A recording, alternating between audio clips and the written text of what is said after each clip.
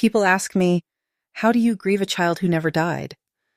I don't have an answer, only the truth. There are screams that rot inside your ribs because the world gives them nowhere to go. There are wounds that do not scar, do not close, do not forgive. For 40 years, they have bled in silence. For 40 years, I have walked through my own home like a shadow, breathing, cooking, smiling when required, while my heart remained buried in a room no one else could enter. It began with a lie spoken softly enough to sound like kindness. Let me give him a quick bath. That was all it took. In one breath, she took my son. In the next, she erased my future.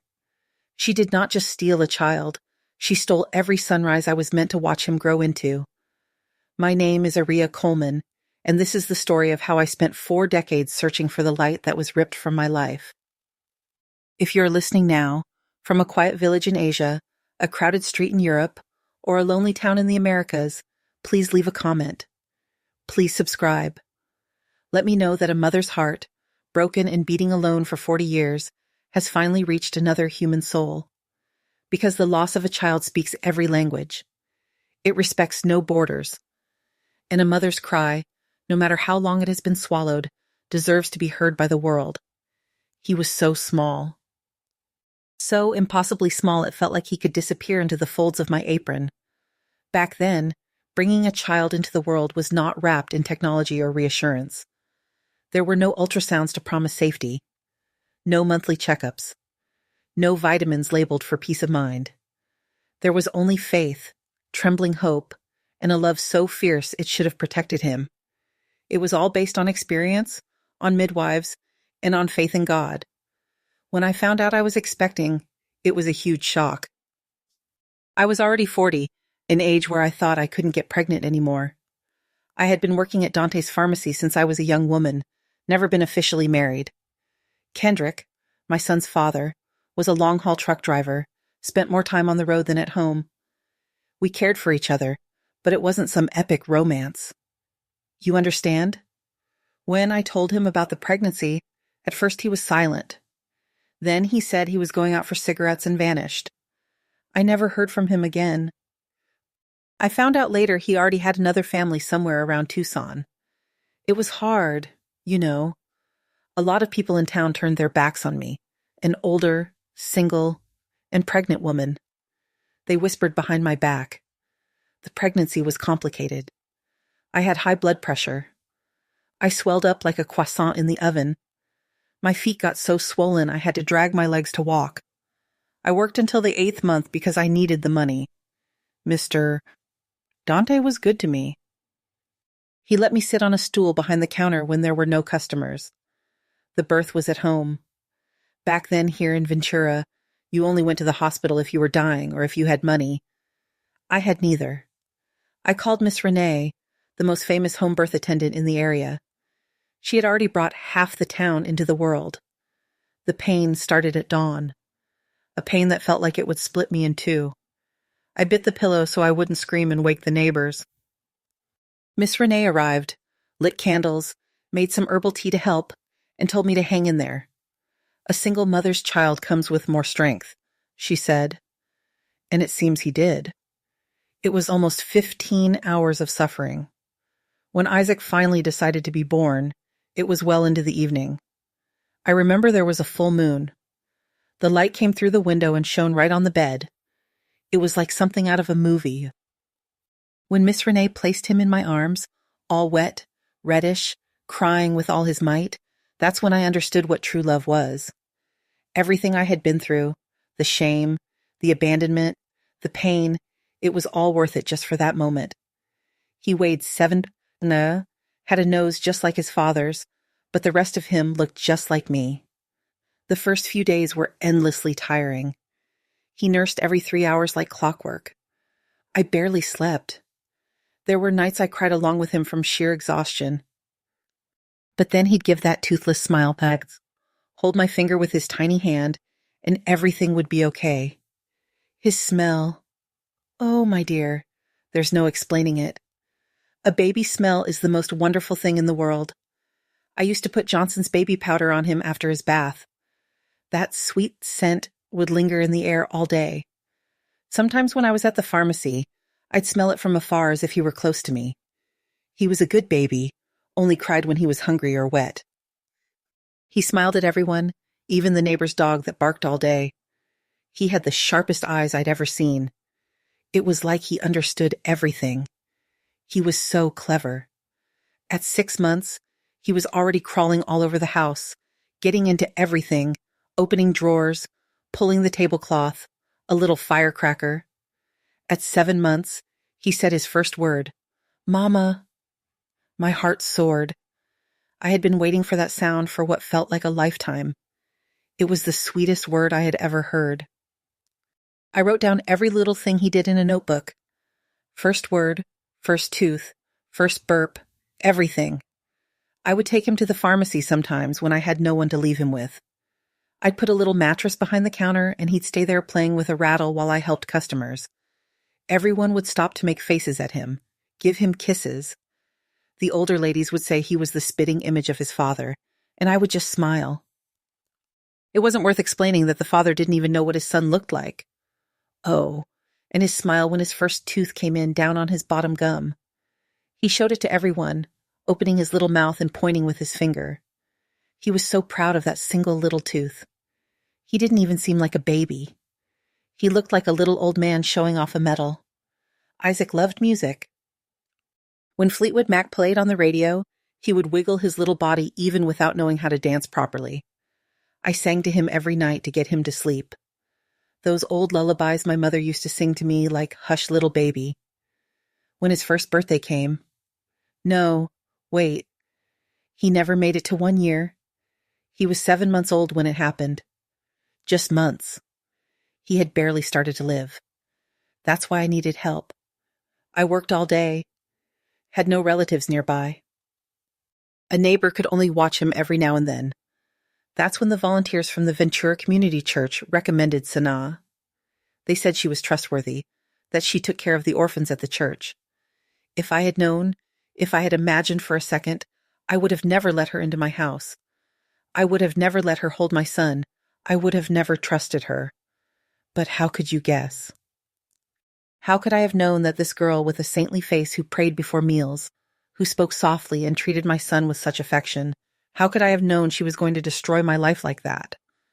If I had known it would last so little, I would have held on tighter, taken more photos, recorded his voice, kept more memories. But we always think we have all the time in the world, right? Until one day you find out you don't. And so my little angel, who seemed to fit inside my apron, was taken from me, as if he were just a good dream that ended too quickly. She came through the church, said she had a calling for caregiving. It was Sister Maribel who brought her to my house on a Thursday morning.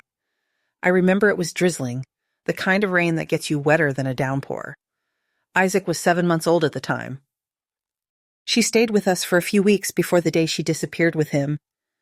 "Miss Aria, I brought someone who can help you with the baby," the volunteer said, serene as always. She helps at the church's daycare. She has a real way with children. And there she was, standing at my door, thin, medium height, straight black hair tied in a ponytail. She wore a simple light blue dress long to her ankles. She wasn't a showstopper, but she had a pleasant face, big dark eyes, and a shy smile. "A pleasure to meet you, ma'am. My name is Sanaa Ramirez," she said in a soft voice, almost a whisper. She seemed afraid of her own shadow. "I'm 24 and I love taking care of children."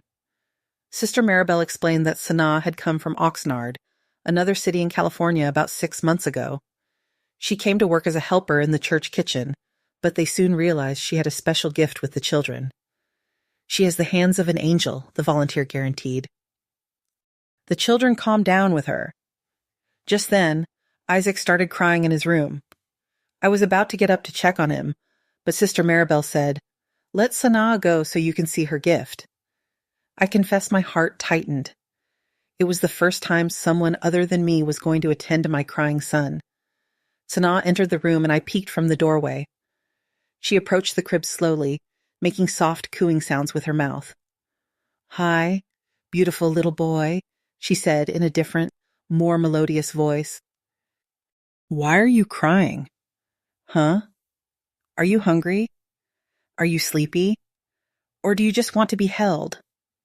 And would you believe it, Isaac, who was a baby wary of strangers, stopped crying instantly. He looked at her with those big, curious eyes and even gave a little smile. When she picked him up, he snuggled into her as if he'd known her forever. That's when I decided to hire her. I paid her a little. It was what I could afford. She stayed with Isaac during the day while I worked at the pharmacy and sometimes helped with the housework, too. In the beginning, she didn't sleep over. She'd leave in the late afternoon for a boarding house where she lived near the church. In the first few weeks, I confess I felt a pang of jealousy. My son, whom I carried in my belly, whom I breastfed, who was all mine, was now smiling for someone else. There were times he would cry with me but fall asleep in her arms. It broke my heart. But then I'd think, stop being silly, Aria. It's good that he likes the person who takes care of him. Sanaa was a quiet girl. She spoke little about herself. When I asked about her family, she'd say she didn't have anyone. I was raised in an orphanage in Oxnard. She'd say the volunteers were my family. Maybe that's why she had such a way with children. She knew what it was like to grow up without a mother and father. She was very religious, prayed before meals, went to service every Sunday. She always had a rosary in her apron pocket. Sometimes I'd catch her singing church hymns to put Isaac to sleep. She had a beautiful, soft voice. Over time, she started to open up more, to feel more at ease in my house. She started giving me ideas for baby food that Isaac might like, ways to make him sleep faster, and it worked. She seemed to understand my son better than I did sometimes. One day, I came home from work and found them both in the living room. She had spread some cushions on the floor and was lying next to him, showing him pictures in a storybook. Isaac, who couldn't even talk yet, was pointing with his little finger and making sounds as if he were talking to her. They were both laughing as if they understood some secret joke. At that moment, I felt something strange, as if that scene wasn't for me, as if I were peeking through the window at someone else's family. I shook my head to shake off that silly thought and walked in smiling. Well, hello, my dears. Everything all right in here? Sanaa got up immediately, a bit embarrassed. Oh, Miss Aria. I didn't see you arrive. We were just doing a little reading. Isaac stretched his little arms out to me, and that tightness in my chest went away. After about 2 months of working at my house, just as I was getting completely used to her, Sanaa asked if she could sleep over some nights. She said the landlady at the boarding house had raised the rent and she was having trouble paying. I can stay in that little back room, Miss Aria. You won't even notice I'm here. I felt sorry for her. The girl worked so hard, took such good care of my son, and was going through hardship. Of course, you can, Sanaa. Make yourself at home. And that's how she started living at my house. Now that I think about it, maybe that was her plan from the beginning, to get closer, slowly, gain my trust until she was completely inside our lives. But at the time, I only saw a good, hard-working girl who adored my son and needed help. There was one night when Isaac got sick, a high fever, crying nonstop. Sanaa and I stayed up all night, taking turns holding him. When the fever finally broke around 4 a.m, we both cried with relief. That night, I felt like we were almost a family. Me, my son, and this girl who had entered our lives. She started buying little gifts for Isaac. A colorful rattle, a little outfit, a pair of shoes. Simple, cheap things, but they showed affection. You don't need to spend your money on this, Sanaa, I'd say. And she'd reply, it's just that I love him so much, Miss Aria. It's almost like he's mine. That phrase, it's almost like he's mine, hammered in my head after everything happened. Because deep down, I think that's how she felt. That Isaac was hers. That she deserved him more than I did. One day, I came home from work early and heard her in the room talking to Isaac as if he understood everything. One day, we'll have our own little house. Just ours, she was saying, thinking no one was listening. It'll be just you and me, my little angel. I should have been suspicious then. I should have seen the signs. But how can you distrust someone who took care of him with so much love? How could I imagine that this sweet-faced girl was planning the cruelest thing in the world? In the weeks before the disappearance, Sanaa started asking strange questions. If I had Isaac's documents saved, if I had many photos of him, if anyone from his father's family knew the baby at the time, I answered without much thought, thinking it was just curiosity. Now I know she was preparing everything, planning every detail, waiting for the right moment. And the moment came on that Sunday when she said, "I'll give him a quick bath, Miss Aria. You look tired." She told me, "I'll give him a quick bath." She took the towel and went. It was the last time I saw them both. It feels like it was yesterday. This memory is so vivid in my mind. It was a Sunday, the 15th of January, 1983, a date I've never forgotten. The day started like any other Sunday. I woke up early as always. Even on a day of rest, any mother knows there's no day off. Isaac would wake up with the sun around 6 M. He was 7 months old, crawling all over the house, wanting to touch everything. I made him some oatmeal cereal that he loved. Then I put him on the living room floor with some toys while I washed the breakfast dishes. Sanaa was still sleeping. On weekends, I let her rest more. Poor thing. During the week, she woke up with me to take care of Isaac while I got ready for work. I remember Fleetwood Mac was playing on the neighbor's radio. She always turned it up loud on Sunday mornings. The song was Dreams. To this day, I can't hear that song without feeling a tightness in my chest. The day was hot, that kind of January heat that sticks to your skin.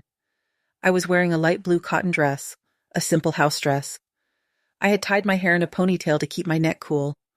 Isaac was just in a diaper and a little t-shirt, his chubby little legs out. Around 9:30,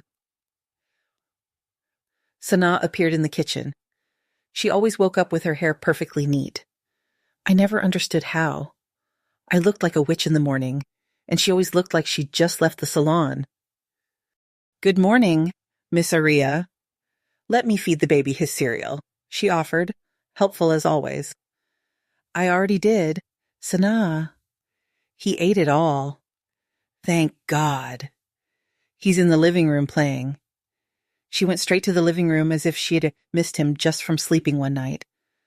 I heard her cooing. "Good morning, my prince. Did you sleep well? Did you miss your Auntie Sanaa?" Isaac let out that wonderful baby laugh when he saw her, clapping his little hands with joy. It gave me a silly pang of jealousy, but at the same time, it made me happy to see my son so happy. The morning went on peacefully.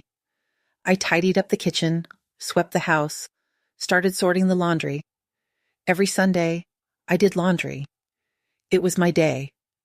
Back then, there was no machine. It was all in the sink by hand.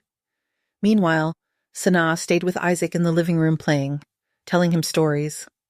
Around noon, I made a simple lunch, a simple chicken and vegetable soup. Nothing special, but Sanaa always praised my cooking. "You cook so well, Miss Aria." At the orphanage, the food was tasteless. After lunch, Sanaa offered to wash the dishes while I took a nap, but I had that pile of laundry waiting, and the sky was already getting a bit overcast, threatening rain. "I'm going to take advantage and wash these clothes before it rains," I said. "Isaac needs a bath. When I'm done, I'll bathe him." That's when she said those words that have never left my mind. "Don't worry, Miss Aria. You already work so much. I'll give him a quick bath. You go hang the clothes, and when you get back, he'll be all clean and fresh." I didn't think twice. Why would I?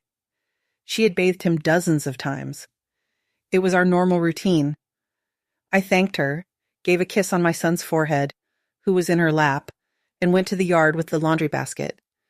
It must have been around 200 m. The sun was strong, but there was a nice breeze. I started hanging the clothes on the line, humming softly, thinking about the week ahead, the bills to pay, the ordinary things in life. I can't say how long I was out there. Maybe 20 minutes, no more. When I went back inside, the first thing I noticed was the silence. A strange, heavy silence. Usually at bath time, Isaac made the biggest mess. He loved water, would splash his little hands, sending water everywhere. You could hear his laughter and Sanaa's voice talking to him, even from the yard. But that day, nothing. Total silence. Sanaa, I called, entering the living room. No one answered. Isaac, where are you? I tried again, a little louder. I went to the bathroom, thinking they'd be there, but the door was open, the light off.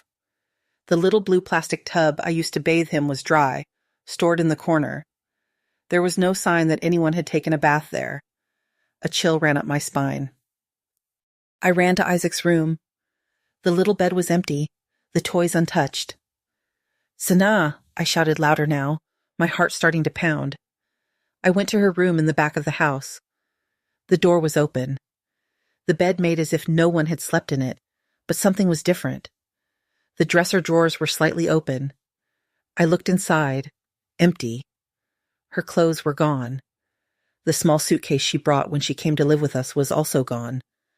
I ran back to Isaac's room, now desperate. I opened his wardrobe. Clothes were missing. Not all of them, but the nicer ones, the ones I had bought with so much sacrifice. The pouch where I kept his documents was also gone. It was in that moment that I understood, and I fell to my knees on the floor. She had taken my son. She had planned everything. Waited for me to go to the yard, grabbed the things she must have already packed and disappeared with my baby. I ran out into the street barefoot, screaming like a mad woman. The neighbors came out to see what was happening. I could only scream. She took my son. Sanaa took my Isaac. Someone called the police. Someone made me sit down, gave me water. I was trembling so much I couldn't hold the glass. I was sobbing, unable to breathe properly. I was never the same after that day. I never slept a full night again. I never truly smiled again. I didn't have a single clear photo of Sanaa. Back then, it wasn't like today where everyone takes pictures of everything. I had very few photos of Isaac taken with those film cameras you had to get developed. She was in the background of one, blurry and out of focus. It was useless for an identification. The police said they had nothing to go on.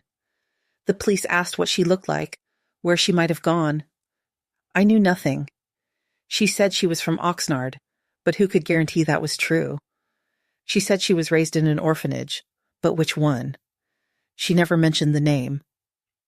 She never spoke of relatives, of friends, of anything. They searched her little room and found nothing that could give them a clue.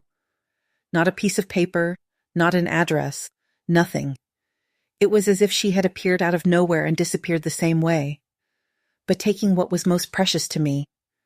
To this day, when I hear running water, I tremble. The sound of water reminds me of that day, of the excuse she used to get me away from my son. I'll give him a quick bath. Simple words that changed my life forever. And the worst part is, for a long time I blamed myself. If I hadn't gone to hang the clothes, if I had been suspicious, if I had paid more attention to the signs, maybe my son would still be with me. But we don't live on what ifs, do we? We live with what happened, no matter how painful it is. And what happened was that on an ordinary Sunday afternoon, my son disappeared as if swallowed by the world without a trace. And there began the darkest phase of my life, a darkness that lasted 40 years. They said it was all in my head, that I sold him, that I was negligent. People can be cruel, you know, especially when they don't know the pain you're feeling inside.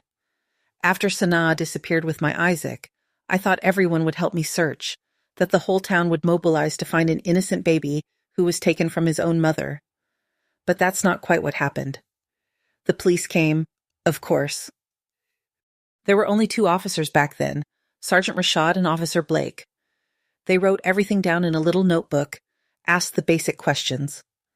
what she looked like, where she might have gone, if I had a photo of her, what our relationship was like, but you could already tell by the way they looked at each other that they didn't really believe my story. Sergeant Rashad even said, "Are you sure this girl didn't just go out for a walk with the boy? Maybe she'll be back soon." As if someone who goes for a walk takes all their clothes and the child's documents. They went to the Ventura Community Church to find out more about Sanaa. And that's when the first surprise came. No one there really knew her. Sister Maribel, who had brought her to my house, said that Sanaa had shown up one day asking for work, saying she had been raised in an orphanage in Oxnard. She had good references from another charity. The volunteer explained, she helped in the kitchen for a few months, was quiet, hardworking.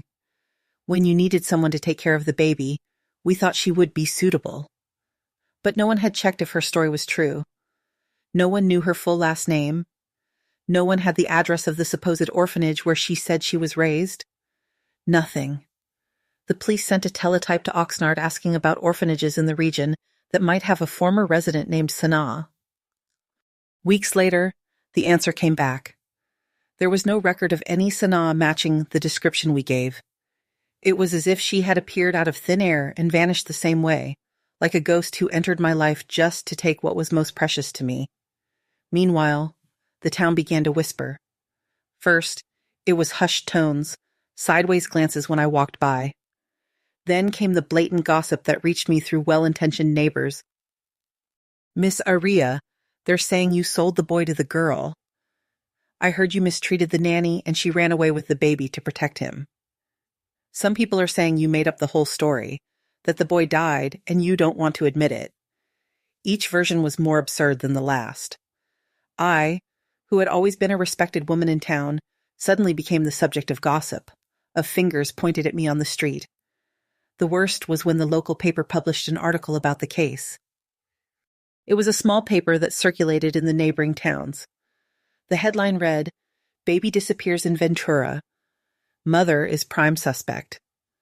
What do you mean I was a suspect? A suspect of what?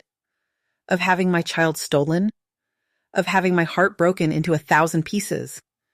The article insinuated that I might have done away with the baby and invented the story about the nanny.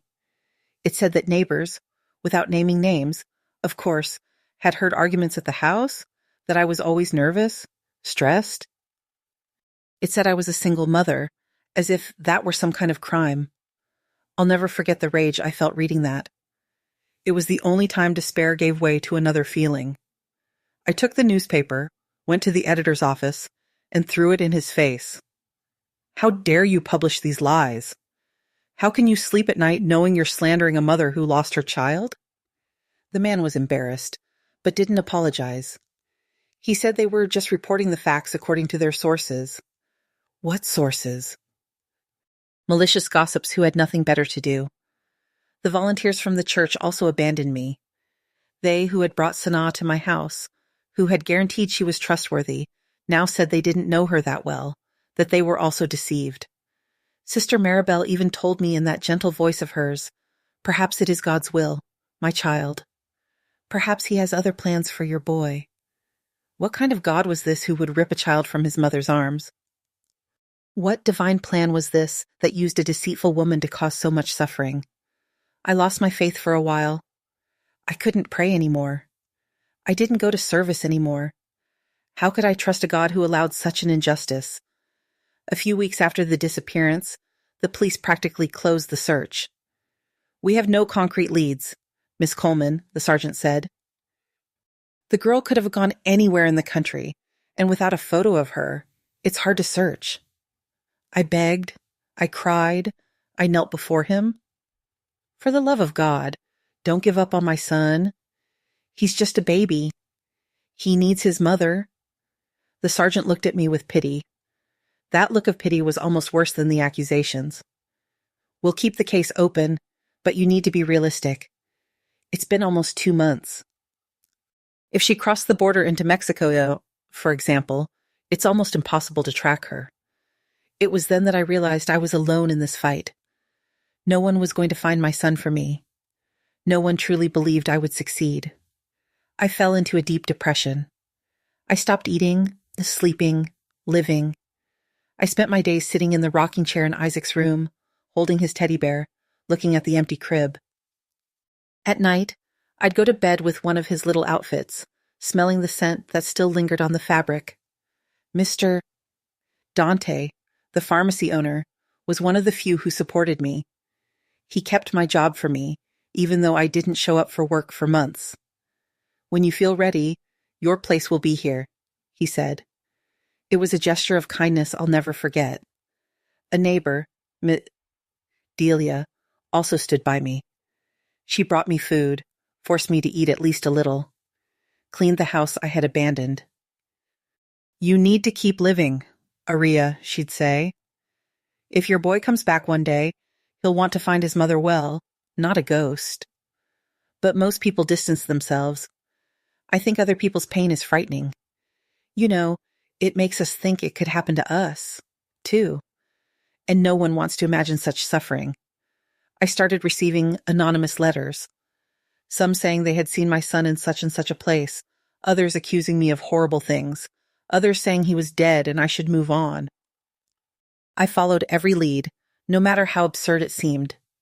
I spent what little money I had on trips to neighboring towns, following rumors that never led to anything. The worst part was when people looked at me with that poor thing expression and said, "It's been so long. You need to accept it." How do you accept that your child was stolen? How do you give up looking for the person you love most in the world? Only a mother understands this pain. It's like having a piece of you ripped out. The most vital, most essential piece. It's a wound that bleeds every day that never closes. If you're a mother too, share this video because only those who have given birth understand. Only those who have felt a child grow inside their womb. Only those who have breastfed. Only those who have spent sleepless nights rocking a sick baby. Only that person knows what it's like to have a child stolen. This video isn't just my story. It's a cry for all the mothers who have gone through or are going through the same nightmare so that no one else has to hear. You sold him. You were negligent. You made it all up because I know the truth. And now you know it, too. My house became a museum for a baby who never grew up. It's strange how we keep on living even when it feels like the world has ended. The sun keeps rising. People keep working. Life goes on. But you're stuck in a moment that doesn't pass. Yeah, after about 6 months, I had to go back to work. Not by choice, but by necessity. The bills were piling up. The rent was late. The fridge was empty. Mr. Dante, the pharmacy owner, welcomed me with open arms. He had kept my spot at the counter just as he promised. It was hard to get back into the routine. People would come into the pharmacy and not know whether to bring up the subject or pretend nothing had happened. Some looked at me with pity, others with suspicion. Those with small children even seemed afraid to let their kids near me, as if my tragedy were contagious. I smiled, served everyone politely, wrapped their medications carefully, but inside, I was dead. Completely dead. When I got home, I'd go straight to Isaac's room. I didn't change a thing. The crib with its bars remained in the same place with the little bear print sheet I'd bought on sale. The toys were arranged on the shelf that Mr. Julian the carpenter had made as a gift when the baby was born. Open the wardrobe. You'll see. Everything is saved. His clothes in the size he was when he disappeared, and some larger ones I had bought thinking about the future. The little shoes he never got to wear because he was still crawling. The colorful rattle he loved. The one that made him laugh every time I shook it. This one was his favorite. A brown teddy bear a bit faded now. He used to sleep clutching this bear every night. When Sanaa took him, she left the bear behind. For the first few years, I slept with this bear, smelling my son's scent on it. But over time, the scent faded. Only the memory remained. The little blue tub is also stored away. The one that should have been used on the day of the disappearance, but was dry when I came back from the yard. I never used it again for anything. It stayed there, frozen in time, waiting for a baby who wouldn't return. I lived with guilt and questions. If I hadn't gone to hang the clothes, if I had been suspicious of Sanaa, If I had been more attentive, would my son still be with me? This what if haunted me day and night. It gave me no peace. There were nights I'd wake up screaming, dreaming that Isaac was crying and I couldn't reach him. Other dreams were worse. I'd find him grown up, but he wouldn't recognize me, wouldn't want to come with me. And the most frequent one of all, I dream of him, but always with his face covered or blurry, as if my own son was fading from my memory. I tried to imagine what he'd be like at each stage. When he turned 5, I thought now he'd be starting school. At 10, I wonder if he likes to play baseball like his father did. At 15, what does his voice sound like now that he's a young man? And so on. A lifetime of suppositions, of moments that never happened. People said I should move on. Some even suggested I have another child. You're still young, Aria. You can start another family. As if one child could replace another. As if I could simply forget Isaac and start over. I had a few suitors over the years, good, hard-working men who might have made me happy under different circumstances, but I never could. My heart was locked, guarding the grief for a baby the world wanted me to forget. Instead of a new love, I spent my time and money searching for my son. Any news of a found child, any lead on women passing themselves off as mothers of stolen children, I would follow up. I'd save up my money and travel to other cities following rumors that always led to nothing. The worst were the anonymous letters. They started arriving a couple of years after the disappearance. Some seemed to be from people who wanted to help, giving information about children who looked like the description of Isaac. Others were clearly from malicious people wanting to give me false hope or torment me even more. I saw your son in San Diego with a woman with black hair. There's a boy here in Tucson who is the spitting image of yours. Give up looking. Your son is better off without you. The nanny took him to Mexico. They're living on a farm. I checked every one of these leads. I spent all the money I had saved, sold jewelry that belonged to my mother, took out loans from the bank, all to follow any tiny chance of finding my son. Once I traveled 12 hours by bus to Tucson because I received a letter saying there was a boy in an orphanage who could be Isaac. When I got there, I saw that the boy was the same age, but he looked nothing like my son. Blue eyes, blonde hair, completely different. I cried so much on the bus back that a strange lady hugged me and prayed for me. I became almost a joke in town. There goes Aria, chasing another false lead.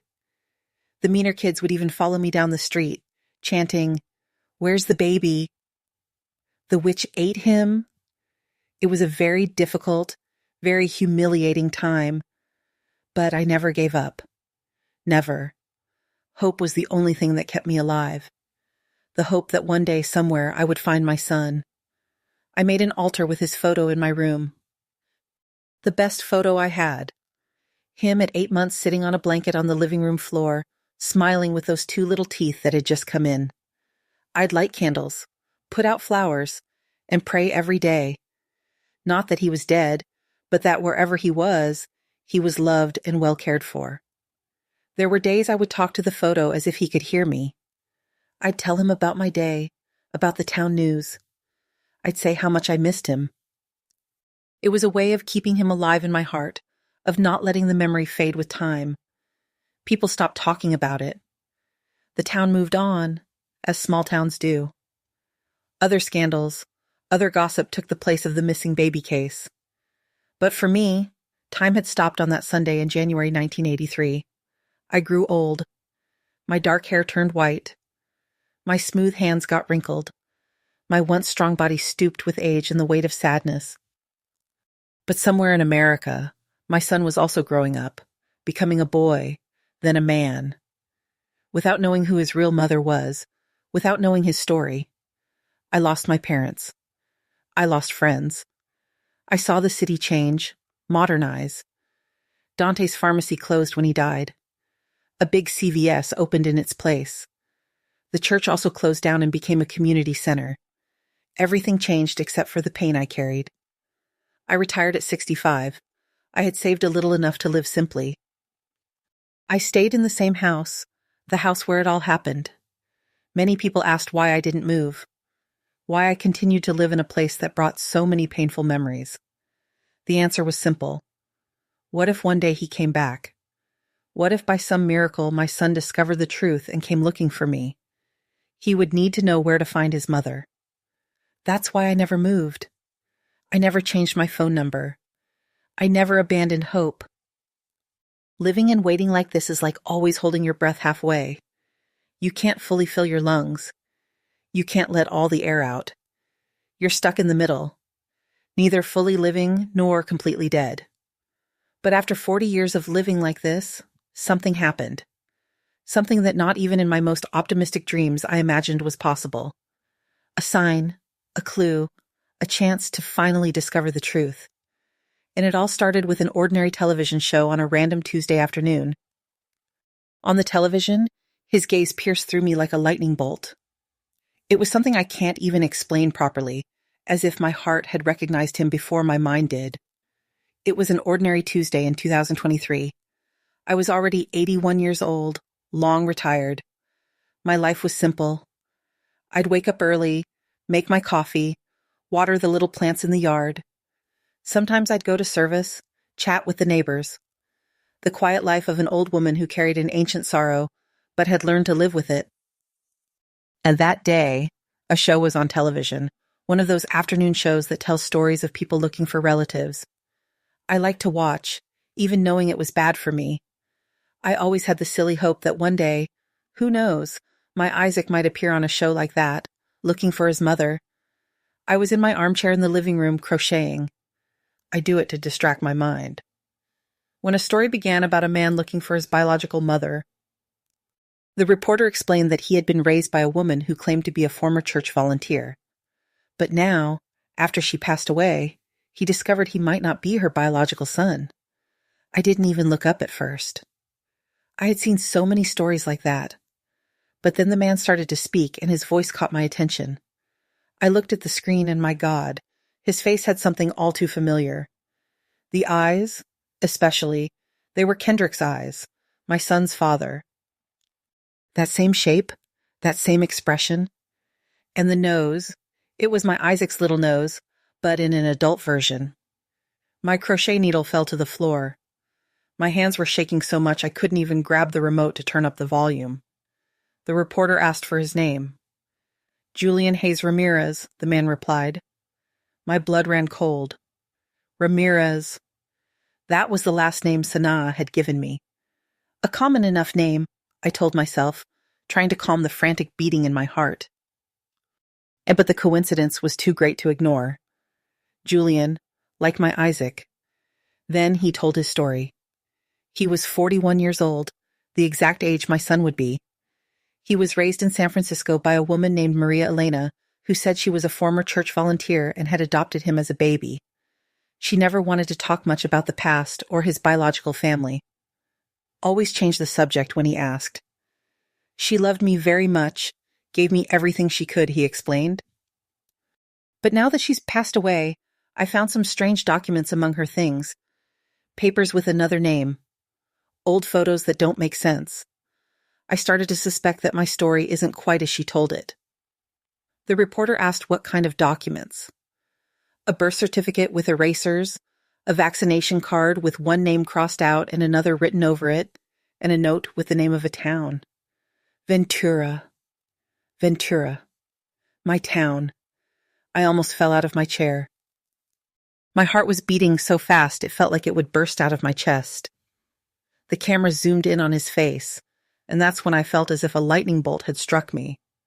It was him, my son, my Isaac, my baby, who was now a man.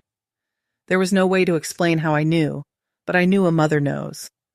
I started crying so much I could barely see the television, but I heard him say that the woman who raised him had passed away 6 months ago from cancer, and that despite his suspicions, he was grateful for everything she did for him, that he had had a good life, a good education.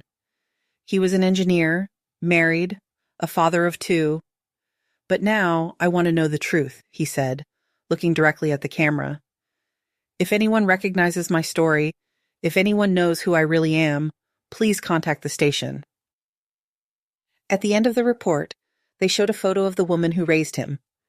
It was a somewhat old photo from the 90s when Julian Hayes was about 15, the two of them side by side smiling. She was older with graying hair, a bit heavier than I remembered, but those eyes that way of smiling sideways. It was her, Sanaa, just using another name. When the report ended, I sat there paralyzed for I don't know how long. My neighbor, Mrs. Kesse, Clara, found me like that when she came to bring me a piece of cake. She said I was white as a sheet, with my eyes glazed over at the turned-off television. "Aria, what is it? Woman? Are you feeling ill?" I couldn't answer properly. I just pointed at the television and stammered. My son is alive. Mrs. Clara thought I was delirious. Poor thing. She made me lie down, brought me water with sugar, was worried I was having some health problem because of my age. But I knew it wasn't delirium. It was real. After 40 years, I had seen my son. I stayed up all night replaying every detail of the report in my head. The age matched, the story matched, the appearance matched, and that woman in the photo was without a doubt the Sanaa who had taken my baby. Only now I knew she hadn't harmed him. She hadn't killed him, hadn't abandoned him, as I had so feared in the early years. She had raised him as her son. She had given him love, education, a good life. This didn't justify what she did. Stealing a child from his mother is unforgivable, but it brought me enormous relief to know that my son hadn't suffered. The next morning, very early, I went to my niece's house, Kayla. She's my late sister's daughter and the only close relative I have left. She lives about 3 blocks from my house. She's a teacher, educated, understands this internet stuff. "Auntie, are you sure?" she asked, concerned. "It's been so long. It could just be a coincidence." "I'm sure, Kayla. It's my son. I know it is."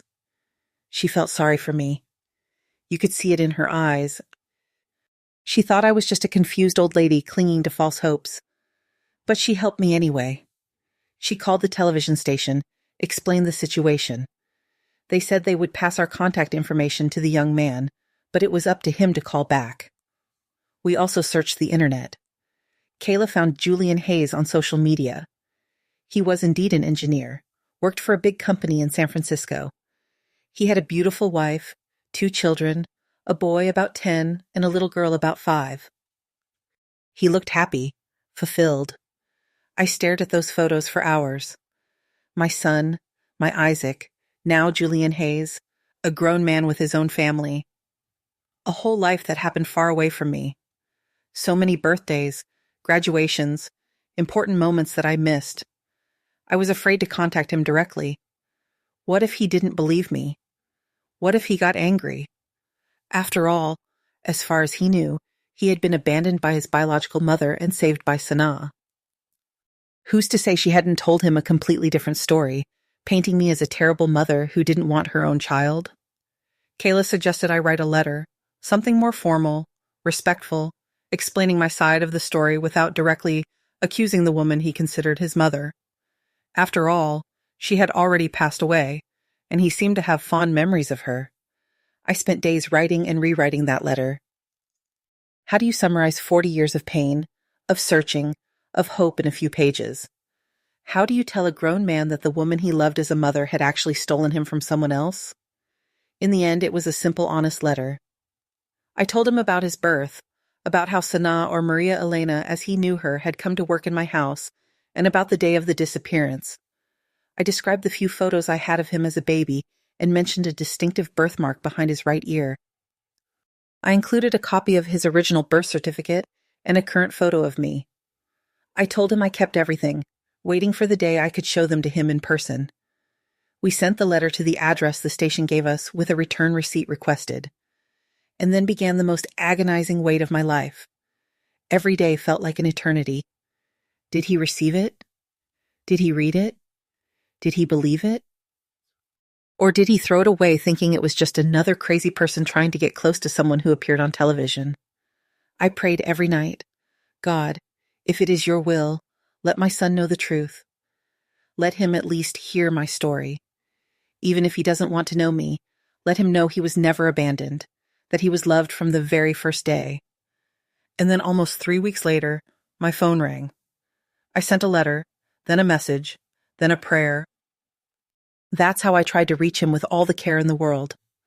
Because when you wait 40 years for someone, the fear of scaring that person away is almost as great as the desire to hug them. When the phone rang that afternoon, I was taking clothes off the line. Funny how life comes full circle, isn't it? It all started with a clothesline. And now another important moment in my life was happening. While I was dealing with laundry in the yard, I ran inside, my hands wet, my heart in my throat. I answered, "Hello?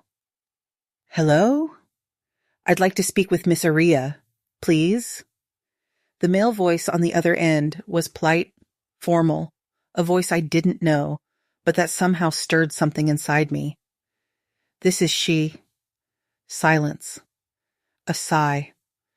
"Ma'am, my name is Julian Hayes. You sent me a letter last week." My legs went weak. I had to sit down. It was him, my son talking to me after 40 years. Yes, I did." My voice was trembling so much it barely came out. Did you receive it?" "I did. I've read it several times, to be honest." He paused. "It's a very powerful story." I didn't know what to say. I wanted to ask 1,000 things, tell him 1,000 more. I wanted to cry, to shout for joy, but I stayed quiet, waiting, afraid to say the wrong thing and have him hang up. "I have to be honest, Miss Aria. I don't know if I fully believe your version. My mother, the woman who raised me, Maria Elena, would never have harmed me. She was a good, dedicated person." "I understand," I said softly. "It must be hard to believe. But it's the truth, son." "Please don't call me that." "Not yet," he requested, his voice becoming a little more tense. "We don't know if this story is true." That hurt like a knife, not being able to call my own son. But I understood to him, I was just a stranger making a terrible accusation against the woman he had loved his whole life as a mother. "I'm sorry," I replied. "I'll respect your space." There was another silence. I could hear his breathing on the other end, thinking, calculating. "I have some questions, Reyes," he finally said. "Things only the real mother would know." "You can ask me anything." And so began a delicate interrogation. When exactly was he born? The 15th of June, 1982, around 7 in the evening. Did he have any birthmarks? A light-colored spot behind his right ear in the shape of a half moon. What was the name of the hospital? I explained he wasn't born in a hospital, but at home with a home birth attendant. What was the father's full name? Kendrick Michael Thompson, a truck driver who never met his son. With each correct answer, I felt him becoming more intrigued. Some things he confirmed were correct. Others he kept to himself, but I could feel that something was changing. "Ma'am, the letter I received had a photo of a baby. Is that really the only one you have?" "Yes, son. I'm sorry, Mr. Julian. Back then, it wasn't like today where everyone takes pictures of everything. It was expensive to develop film. I only have 3 photos of my Isaac as a baby. The one I sent is the best one where you can see his little face clearly. Isaac." He repeated the name slowly as if tasting the sound. "My mother, Maria Elena, always called me Julian. She said Hayes was my middle name, but that no one used it. My heart leaped. She had kept part of the name, maybe by mistake, maybe out of some remnant of conscience. "There's something I didn't put in the letter," I said, gathering my courage. "Something I've kept all these years." "What?" "The booties. You had a pair of blue crochet booties. It was the first thing I made when I found out I was pregnant. They were put away. Sana didn't take them, maybe because they were too small. You weren't wearing them anymore. Silence on the other end. A heavy silence.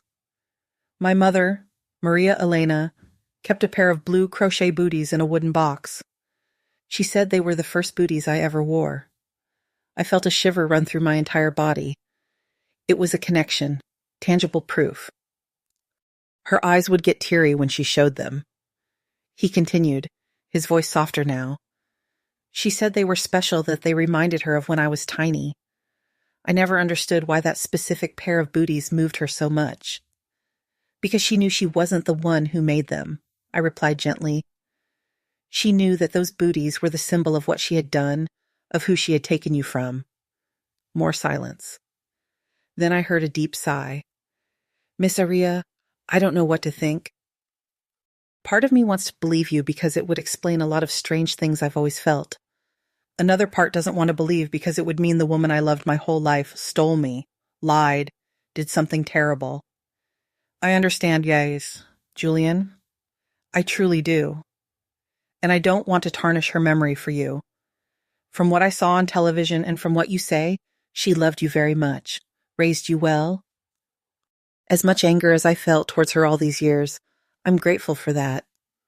I heard a muffled sound on the other end, as if he were wiping away tears. The thought of my son crying and me not being able to hug him was unbearable. What do you want from me? He finally asked.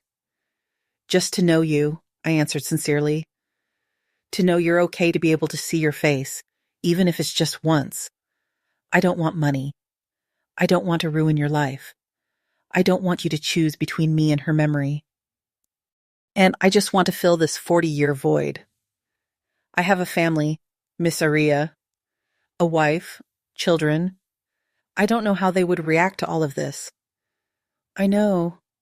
I saw the photos on the internet. Your children are beautiful. They look a lot like you did as a baby. He seemed surprised. You looked me up on the internet. My niece did after we saw the report.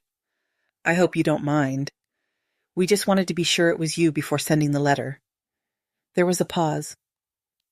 Then he said, I think we need to meet in person.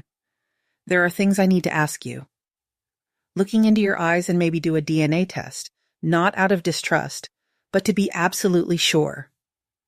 Of course, I replied quickly. Whatever you want, whenever you want. We arranged to meet the following week. He would come to Ventura. We chose a public place, the central plaza near the church, neutral, safe for both of us. After I hung up the phone, I cried like I hadn't cried in years. But they were different tears, not of despair, as they had been so many times before, but of relief, of hope, the chance to finally see my son, even if he didn't yet recognize me as his mother. The days that followed were filled with an anxiety that almost left me breathless. Kayla, my niece, came over every day, helped me choose clothes, tidy up the house in case he wanted to come over, prepare what to say. Auntie, take it easy, she advised. Don't get your hopes up too high. He might need time. But how could I not get my hopes up?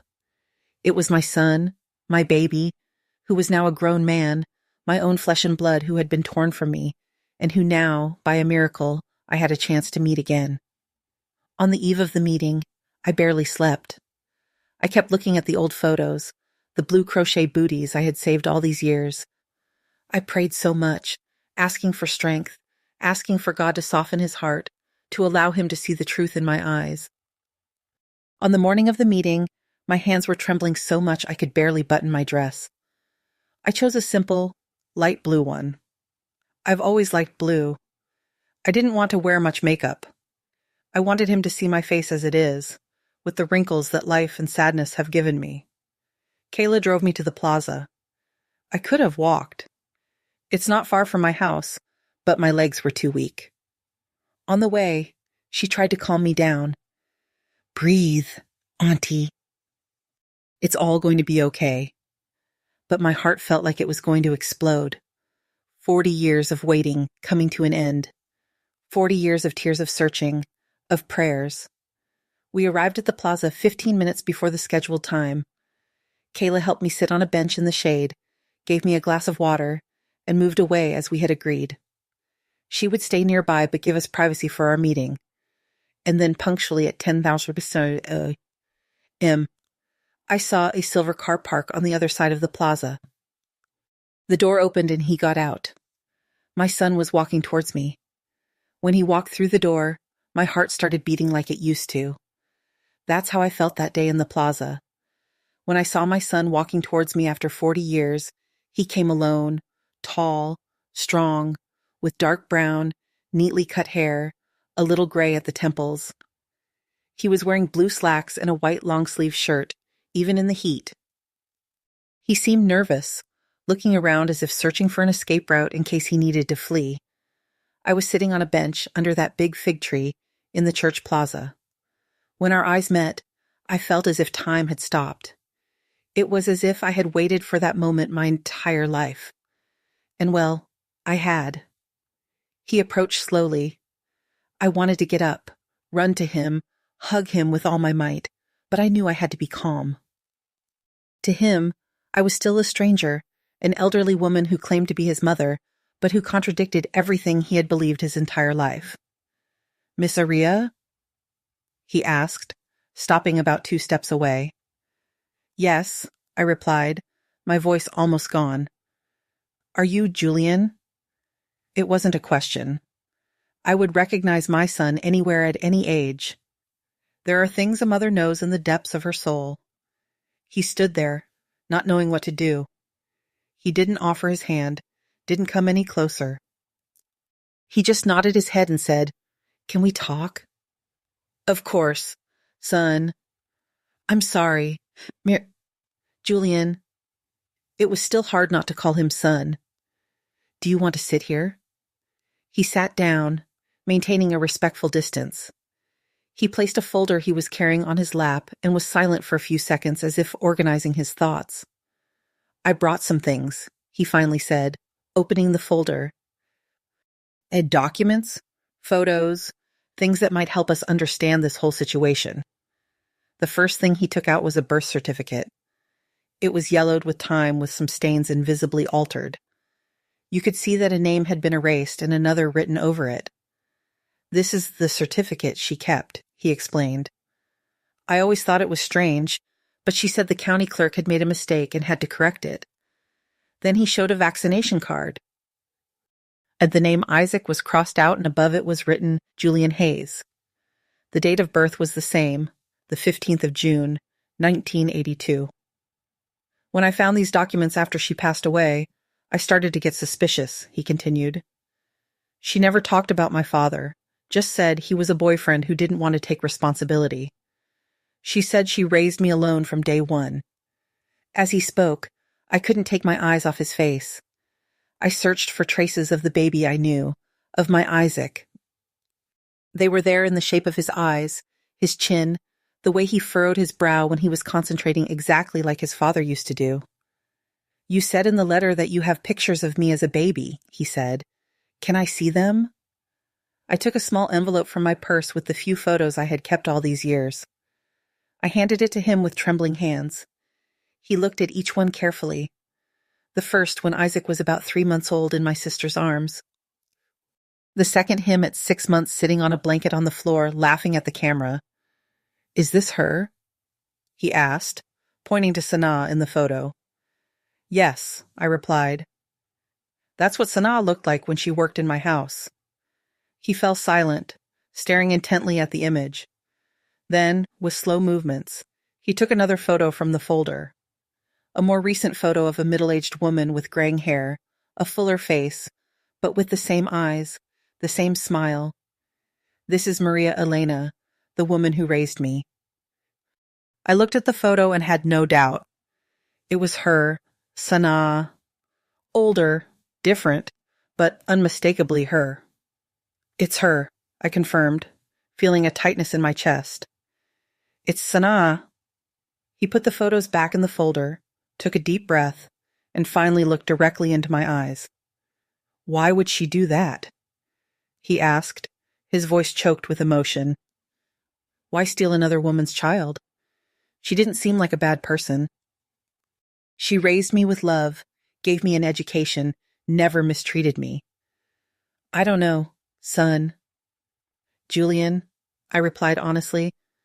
I never understood. She was a quiet, religious girl. She took good care of you, but there was something, an attachment that didn't seem normal, as if you were hers, not mine. She never had other children, he commented. She said she couldn't, that I was her miracle. That explained a lot. A woman who couldn't have children, who worked with children, who became too attached to a baby she was caring for, who decided to take for herself what wasn't hers. You look a lot like your father, I said softly. Kendrick. He was a truck driver. He didn't stick around to meet you, but you have his eyes, his gaze. He seemed surprised. She always said I looked like her side of the family, that I had my grandfather's eyes. Another lie built up over the years. A lifetime of fabricated stories to hide the truth.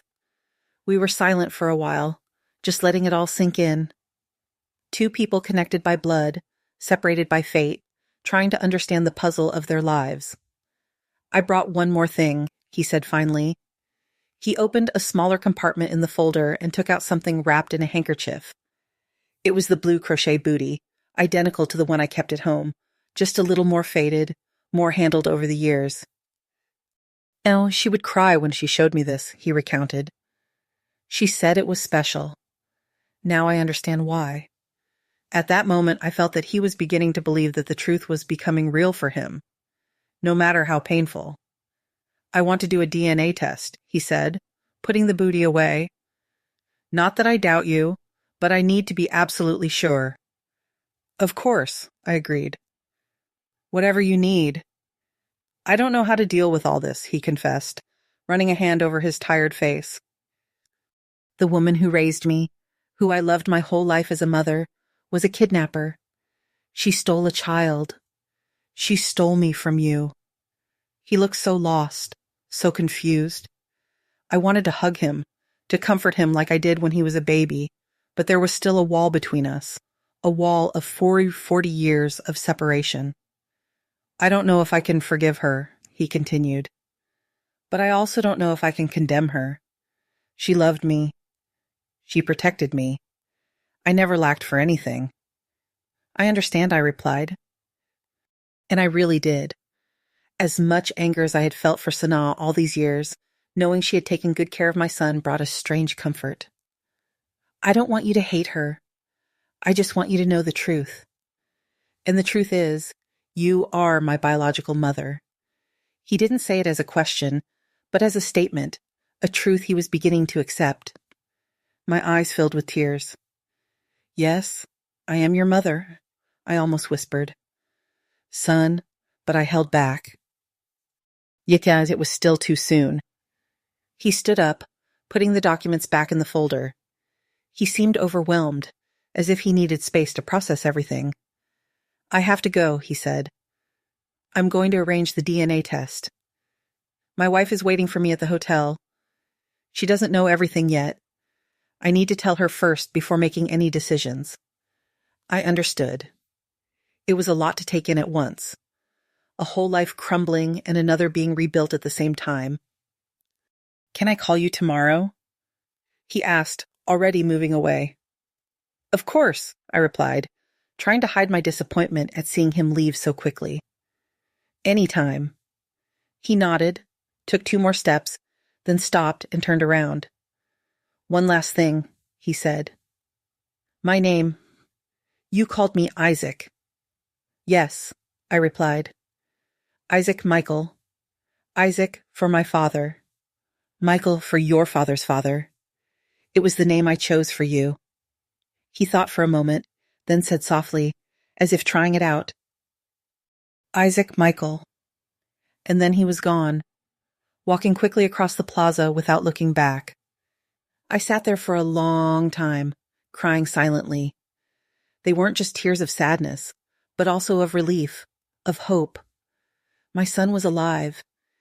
He was well, and now he knew the truth. Kayla came to get me after a while. She asked how it went, and I could only say, "He's beautiful, Kayla. And he has his father's eyes." I went home and waited for the phone call that would decide if after 40 years I would finally have my son back. I cried so much I washed away 40 years of guilt. That's how I felt when I opened that envelope with the DNA test results. The letters danced before my eyes as I tried to understand the scientific terms, but there it was crystal clear. Probability of maternity 99, non-98%. After that first meeting in the plaza, Julian, who I now knew was truly my Isaac, took 3 days to call me again. They were the 3 longest days of my life. Kayla stayed with me the whole time, afraid I would get sick with anxiety. When he finally called, his voice was different, calmer, more resolute. "Miss Aria, I found a lab here in San Francisco that does the DNA test. We can do it tomorrow if you can come." "Yes, I'll be there," I replied without a second thought. I would have gone to the end of the earth if necessary. Kayla drove me to San Francisco the next day. It was almost a 2-hour drive, but I didn't even feel the time pass. I just thought about the moment I would see my son again. The lab was a modern place with white walls and people in lab coats rushing around. Julian was already there when we arrived, talking to a young woman at the reception. Next to him stood a woman I didn't know, beautiful, about 40, with brown hair tied in a ponytail. "This is my wife, Nyla," he introduced. I told her everything. I thought it was important for her to be here. The woman looked at me with a mixture of curiosity and compassion. "It's a pleasure to meet you, Miss Aria. Julian told me your story. It must have been very difficult." That gesture, bringing his wife, introducing her to me, gave me a hope I hadn't felt since I saw him on television. It meant that regardless of the result, he was considering including me in his life in some way. The test itself was simple. A cheek swab, some papers to sign, and it was done. They told us the results would be ready in 2 weeks. "Are you going back to Ventura today?" Julian asked as we left the lab. "Yes," Kayla drove me. He exchanged a look with his wife, who nodded discreetly. "Before you go, we'd like to have lunch with you. There's a restaurant nearby. We could talk a little more." During lunch, he asked me many questions about the past, what I was like before he was born, what the pregnancy was like, what his first months were like. Nyla asked if I had photos, and I showed her the few I had brought with me. "Look, honey," she said to Julian, holding one of the photos. "He has the same chin as Tyler." "Tyler is our oldest son," Julian explained. "He's 10, and we also have Jordan, who's 5. My grandchildren. I had grandchildren. Children who carried my blood, who had my baby's DNA running through their veins."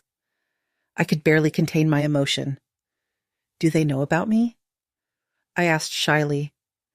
"Not yet," Julian replied. "We're waiting for the test results, but if it's positive, yes, we'll tell them in the most age-appropriate way." Of course, the following 2 weeks were a roller coaster of emotions. I returned to Ventura with a lighter heart, but still afraid. What if the test came back negative? What if, by some cruel twist of fate, I was wrong? But deep down, I knew. A mother knows. Julian called me every 2 or 3 days. They weren't long conversations, but they were significant. He asked about my life, my past. He wanted to know about his grandparents, my parents, who had passed away long ago. He wanted to know the history of the family he never knew he had. One night, he told me he had gone to the county records office to research his original birth certificate. "They found it," he said, his voice choked with emotion. "Isaac Michael Coleman, born on the 15th of June, 1982, son of Araya Coleman, father not declared." The record was never legally canceled. I have 2 names, 2 identities. It was the first time I felt he was truly accepting the truth, even before the official result. When the day of the results finally arrived, Julian called me early in the morning. "I'm picking it up this afternoon." Do you want me to call as soon as I know, or would you prefer I come to Ventura? Whatever you prefer, son, I replied. The word son slipping out naturally this time. He didn't correct me. I'll come there, he decided. I think it's something we should see together. Whatever the result. He arrived in the late afternoon alone this time. He was carrying an envelope in his hands. We sat in the living room of my house, the same house he had been taken from 40 years earlier. I haven't opened it yet, he said, showing me the sealed envelope. I wanted us to be together. With trembling hands, he tore open the envelope and unfolded the paper. His eyes scanned the lines, stopping at some point on the document. I saw his lips move silently, reading and rereading. Then he lifted his eyes to me. They were full of tears. It's positive, he said. He said simply. 98% certainty. You are my biological mother. It was as if a weight of 40 years was lifted from my shoulders in that instant. I began to cry, sobbing with relief, with joy, with accumulated pain that was finally finding an escape. Julian was crying, too. For the first time since we reconnected, he came closer and hugged me. A strong, tight hug, as if he wanted to make up for all the hugs we hadn't shared over 4 decades. Mom, he whispered in my ear. The sweetest word I had ever heard in my life. In that moment, I forgave Sanaa, not for what she did. Stealing a child will never have forgiveness, but for how she raised him. She had taken good care of my boy, had made him a good, educated, loving man. And in the end, she couldn't keep the lie forever. The truth found its way. The following months were about rebuilding. Julian started coming to Ventura regularly, sometimes alone, sometimes with Nyla. 3 months after the result, he brought the children. I'll never forget the day I met my grandchildren. Tyler, serious and observant like his grandfather. And Jordan, a chatterbox who didn't stay still for a second. Julian had explained the situation simply, that I was his biological mother, that he was raised by someone else, and that we had now found each other. So, you're our real grandma? Tyler asked, direct as only a child can be. Yes, I am, I replied, my heart overflowing. Cool, exclaimed Jordan.